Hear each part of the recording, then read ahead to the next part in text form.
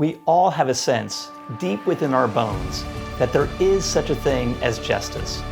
We may not always agree on the particulars, but we can't escape the idea that there is a way that things are supposed to be. When we see vulnerable people mistreated or powerful people abusing their position, it provokes a reaction.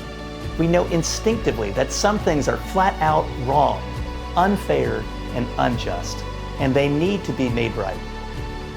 We dream of justice. That's what fuels our passion and drives us to action.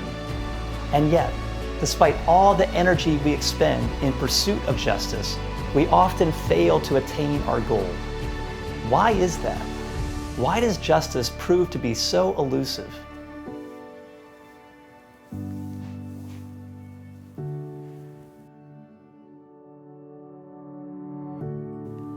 You recoil at the sight of injustice and long to see a world made right. The stubborn reality of injustice may even be part of the reason why you find it hard to believe in God. But if you scratch underneath the surface, you may find a few surprises. First of all, where did you get this sense of right and wrong, just and unjust?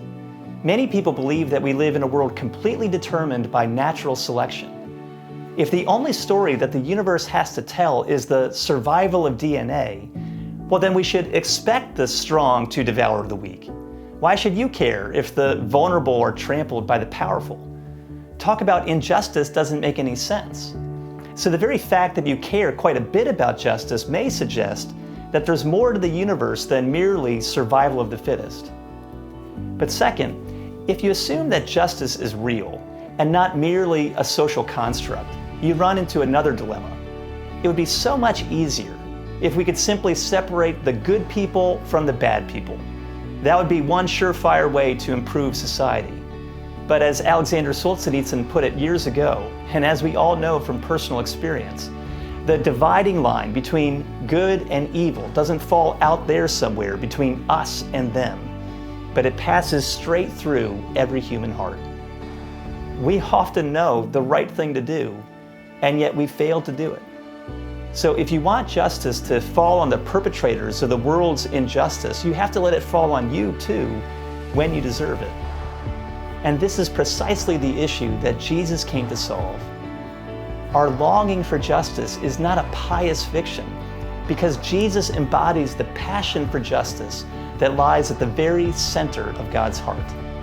Jesus entered our world to announce and to establish a different kind of justice, and the powers that be pushed back.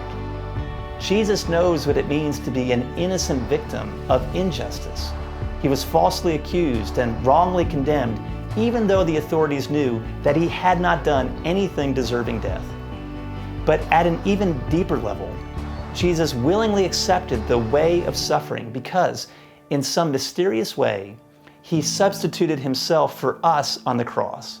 He took our place and let the world do its worst. And through it all, Jesus brought God's justice to bear against all human injustice and wrongdoing by absorbing it himself. That was the only way to condemn evil and injustice without condemning us. And that's only the beginning.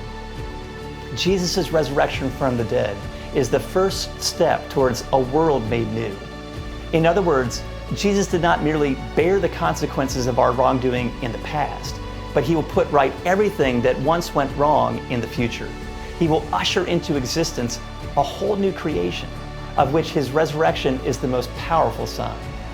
His goal is not merely to forgive us, but to restore us and to bring about a new world where justice and love reign, and where human beings can finally flourish as God intended. This means that our longing for justice is not a fanciful dream, but rather a true state of affairs that will one day be fulfilled. I'd love to hear from you, and in fact, that'd be a great help to me. I want to know what's on your mind, so if you have questions or comments about what I've shared, or if there are other topics you'd like me to address, leave a comment below or send me an email at seniorpastor@centralchurchnyc.org. Thanks for watching.